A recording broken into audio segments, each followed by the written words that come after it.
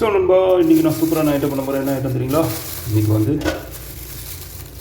Mutton gravy வைக்க போகிறேன். தண்ணியில் போட்டிருக்கேன். மட்டன் ஃப்ரெஷ்ஷு வாங்கிட்டு வந்தேன். ஓகே நண்பா, நான் 45 ரியால், ஒரு அரை கிலோ வாங்கினேன், 1 கிலோ. ஸோ 23 ரூபாய்க்கு வாங்கியிருக்கேன் நண்பா. ஸோ இதான் மட்டன். இன்றைக்கி ஒரு விளையாட்டு விளையாட வேண்டாம். இதில் தயிர் போடுவேன். பெப்பர் வச்சுருக்கிறேன், 5 கிராம் பெப்பர், கிராம்பு ஒரு 2 கிராம், இது 1 கிராம், ஏலக்காய், பட்டை 1 கிராம். இதுதான் இன்றைக்கி சூப்பராக வச்சு சாப்பிடலாம் நண்பா. ஓகே, ஒரு 7 பச்சை மிளகா, இங்கே ஒரு 3 பச்சை மிளகா, இங்கே ஒரு 4 பச்சை மிளகா. ஓகே நண்பா. ஸோ வெங்காயம் ஒரு 2 வெங்காயம், கிரேவி மாதிரி வைக்கலாம், சூப்பராக சாப்பிட்றது. ஒரு டொமேட்டோ 1. ஓகே நண்பா. ஸோ இதுதான் இன்றைக்கி ப்ரோக்ராம். ஸோ உருளைக்கிழங்கு 1 போடுவோம் அதில், கிரேவியில் நல்லாயிருக்கும். ஸோ அதில் கொஞ்சம் ஃபேட் இருக்கிறதுனால, எப்பவுமே கொஞ்சம் கொழுப்பு இருக்கும்போது நீங்கள் ஏதாவது வெஜிடபிள்ஸ் ஆட் பண்ணிங்க. நான் அதனால் உருளைக்கிழங்கு ஆட் பண்ணுறேன். ஓகே நண்பா. ஸோ போகலாம் வீடியோவில். ஸோ இது பார்க்குறதுக்கு முன்னாடி எனக்கு என்னோடய சேனலை சப்ஸ்கிரைப் பண்ணுங்கள், அதே மாதிரி லைக் பண்ணுங்கள், ஷேர் பண்ணுங்கள், சப்ஸ்கிரைப் பண்ணுங்கள். ஓகே நண்பா. ஷேர் பண்ணாமல் இருந்தால் ஒரு லைக் ஒன்று போட்டுங்க, ஷேருக்கு சமமாயிடும். அப்புறம் நிறைய பார்த்து அது ஏற்றியாச்சு. அதில் ஸோ ஃப்ரை பண்ணி ஏற்றியாச்சு. எண்ணெய் ஏற்றி ஆயில் ஊற்றிடணும் தான். ஸோ ஆயில் ஊற்றிடலாம் நண்பா. ஆயில் ஒரு 30 ml போட்டுக்கலாம்.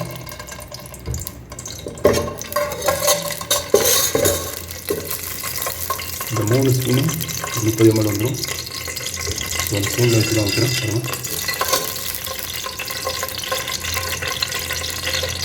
இந்த ஆயில் கொஞ்சம் கிரேவியில் கொஞ்சம் ஜாஸ்தி போட்டால் தான் நல்லாயிருக்கும். 30லேருந்து ஒரு 40 ml முடிக்கு போட்டுக்கலாம். சரி, ஏற்கனவே கொழுப்பு இருக்கிறதுல பிரச்சனை இல்லை. ஓகே ஓகேங்களா. கண்டிப்பாக பாருங்கள். எண்ணெய் கொஞ்சம் காய்க்கும். சரிங்களா. வெங்காயம் போட்டுடலாம். 2 வெங்காயம் போட்டிருக்கேன். பச்சை மிளகா ஒரு 4 பச்சை மிளகா, 5 பச்சை மிளகா போட்டுக்கலாம். நான் அரைப்பேன். அதுலேயும் பச்சை மிளகா ஒரு 3 பச்சை மிளகா போட்டுருக்கேன். ஸோ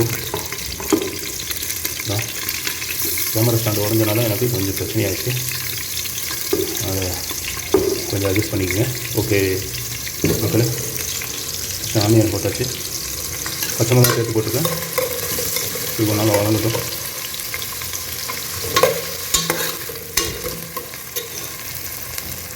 இதோட சேர்த்து இதையும் போட்டுருலாம். இந்த பட்டை, கிராம்பு, ஏலக்காய் அதுவும் அப்படியே போட்டுடலாம். ஸோ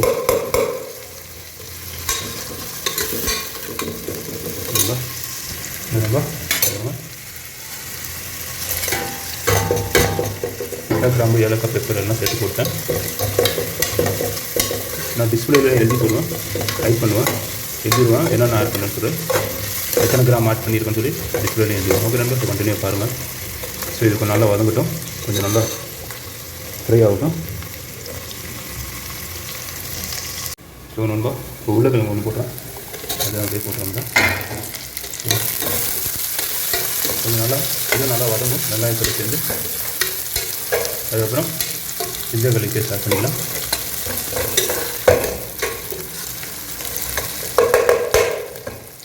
கண்டினியூ பாருங்கள் நண்பா. ஸோ நண்பா, ஒரு ginger garlic paste 10 to 15 gram போட்டுக்கலாம். இஞ்சி பூண்டு பேஸ்ட்டு நல்லா இருக்கும், அது கொஞ்சம் ஜாஸ்தி இருக்கும். ஸோ ஒரு 5 நிமிஷம் வதங்கட்டும் ஜிஞ்சர் கார்லிக்கு. அதுக்கப்புறம் டொமேட்டோ ஆட் பண்ணிடுவாங்க தான். கொஞ்சம் வதங்கட்டும், ஒரு 3 நிமிஷம் போதும், கல்லு வதங்கிடும். ஸோ நல்லா வதங்கிடுச்சுங்களா. ஸோ மட்டனை போட்டுக்கலாம். அதோட சேர்த்து சேர்த்து மட்டன் கொஞ்சம் சீக்கிரம் வந்து நினைக்கிறேன். எண்ணெயில் நல்லா வதங்கணும் கொஞ்சம். ஸோ கொழுப்பு பார்த்தீங்கன்னா எதுவாக இருக்குது, சாப்பிட்றது செம்ம டேஸ்ட்டாக இருக்கும். கொழுப்பு கொஞ்சம் எலும்பு, அந்த கறி வந்து எப்பயுமே டேஸ்ட்டாக இருக்கும்.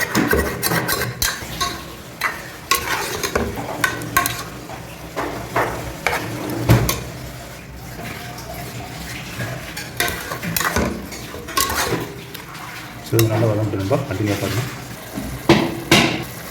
ஸோ நண்பா, இதோட உப்பு போட்டுக்கலாம். ஸோ உப்பு ஆட் பண்ணிட்டேன்.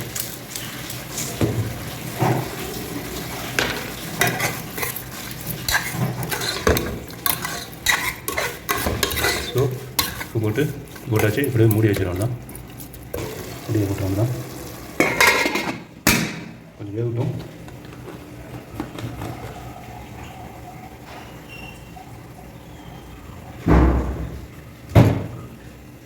ஸோ தயிர் போட்டுடலாம் நம்ம அப்படியே. ஸோ இதில் அப்படியே தயிர் போட்டுடலாம்.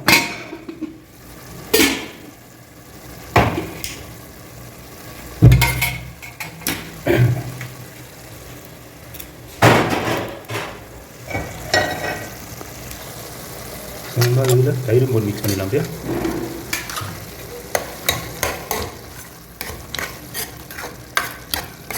தயிர் போட்டாலும் கொஞ்சம் புளிப்பாக நல்லா இருக்குது சாப்பிட்றதுக்கு. இது இப்படியே கொஞ்சம் கொண்டுட்டோம். அதுக்கப்புறம் மசாலாலாம் மிக்ஸ் பண்ணணும். நல்லா கண்டினியூவாக பாருங்கள். நல்லா கொதிக்கட்டும். கொஞ்சம் சுண்டுட்டு கொஞ்சம் நல்லா மூடியை போட்டு வச்சுருந்தா ஒரு 20 நிமிஷம் கொஞ்சம் நல்லா கொதிக்கணும். கொஞ்சம் கறி அப்படியே வெந்துடும். நல்லா இப்போ இப்படி ஓப்பன் பண்ணலாம். நல்லா கொதிக்குது. டொமேட்டோ போட்டுடலாம்.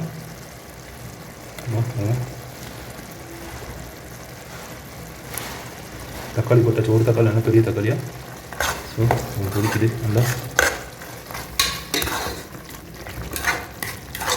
ஸோ இதோடு சேர்த்து அப்படியே மசாலா மிக்ஸ் பண்ணிடுவோம் தான்.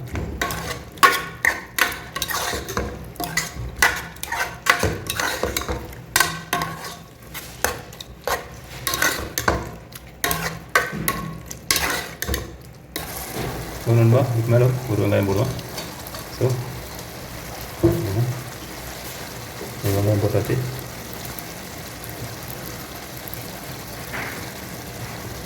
எல்லாம் வதக்கினதுக்கப்புறம் வெங்காயம் போடணும். சூப்பராக இருக்கும். சாப்பிட்றது ஃப்ரெஷ் மாதிரி இருக்கும். ஸோ நம்ம வந்து மசாலாலாம் ஆட் பண்ணல.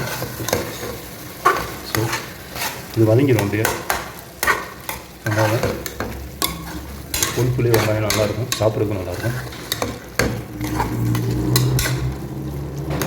நான் கறி வேகிறதுக்கு இன்னும் ஒரு 1/2 hour ஆகும் பாருங்கள். இந்த வேவில் 20 minutes சொல்லிடலாம் சும்மா. ஸோ இப்போ மசாலா ஆட் பண்ணிடலாம். சில்லி பவுடர் 1 ஸ்பூன் போட்டுங்க. நல்லா காரமாக 5 கிராம் போட்டுங்க. ஸோ திண்டுக்கல் பிரியாணி மசாலா பண்ணேன். அதோடு 3 கிராம் போட்டுருங்க. நல்லாயிருக்கும் டேஸ்ட்டாக.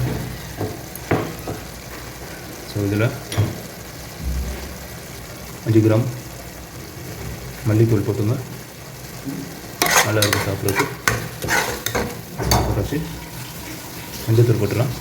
தேவையான அளவு ஒரு 3 கிராம் போட்டுங்க. ரொம்ப போடாதீங்க.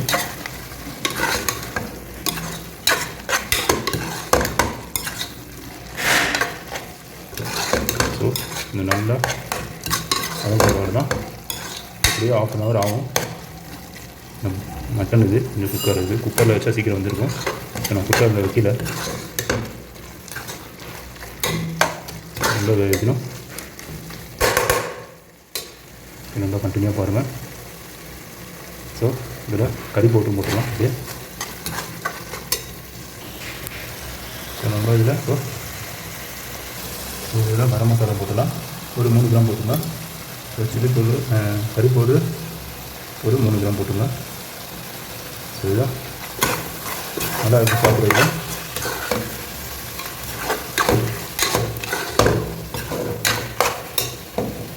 ஸோ கண்டினியூவாக பாருங்கள் நம்ம. ஸோ நம்ம ஸோ கொதிச்சிட்ருக்கு.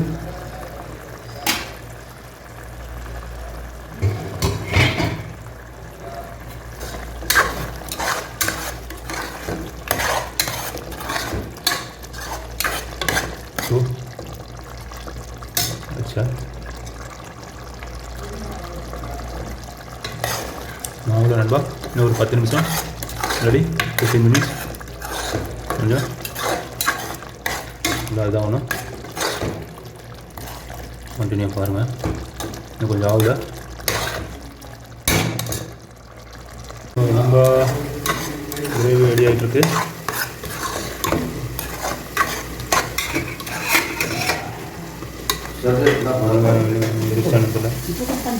ஸோ நண்பா பண்ணிடுச்சு.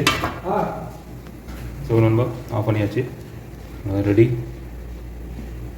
ரெடி ஆகிடுச்சு. ஓப்பன் பண்ணி தான்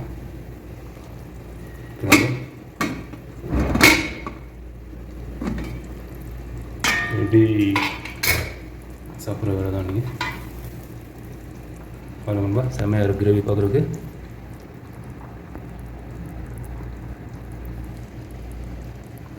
ஸோ இப்போ நான் சாப்பிட்டு பார்த்து டேஸ்ட் சொல்கிறேன் எப்படி இருக்குன்னு. ஓகே நண்பா.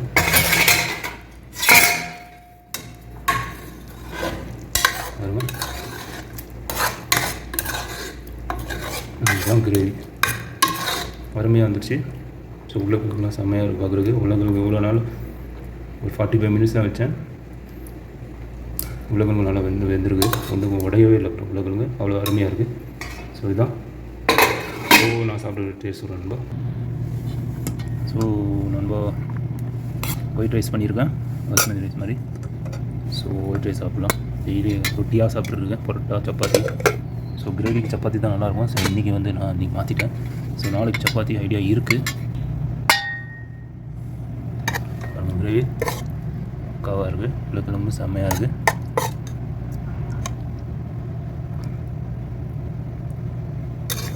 வா. ஸோ சாப்பிட்டு பார்த்து டேஸ்ட் வரேன் அப்படின்னு சொன்னால் கறிலாம் ஒருவாக இருக்குது. நல்லா சூடாக இருக்குது. வா. ஓகே மக்களே, கறி வந்துருக்கு நல்லா. பாருங்கள்.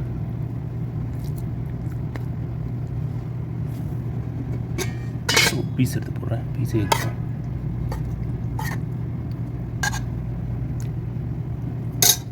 கொழுப்பு இருந்தால் தான் பிரியாணிக்கெல்லாம் கொழுப்பு கண்டிப்பாக போட்டால் தான் நல்ல டேஸ்ட்டே வரும்.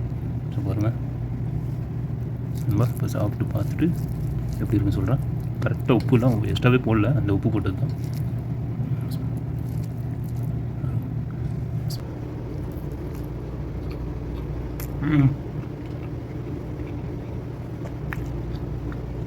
செம்மையாக இருக்கு நண்பா. வேறு லெவலாக இருக்குது. செம்ம டேஸ்ட்டாக இருக்குது. செம்ம ருசியாகவும் இருக்குது. ஸோ இதே மாதிரி நீங்களும் செஞ்சு பார்த்துட்டு கமெண்ட்டில் கண்டிப்பாக தெரியுங்க. அதுவும் இந்த மசாலாலாம் போட்டிருந்தேன், அதில் தயிர் போட்டிருந்தேன். இடையில லாஸ்ட்டில் வந்து ஒரு வெங்காயம், மொத்தம் 3 வெங்காயம் போட்டிருந்தேன். 2 வெங்காயம் முன்னாடியே போட்டேன், ஒரு வெங்காயம் அதுக்கு முன்னாடி லாஸ்ட்டாக ஒன்று போட்டேன்.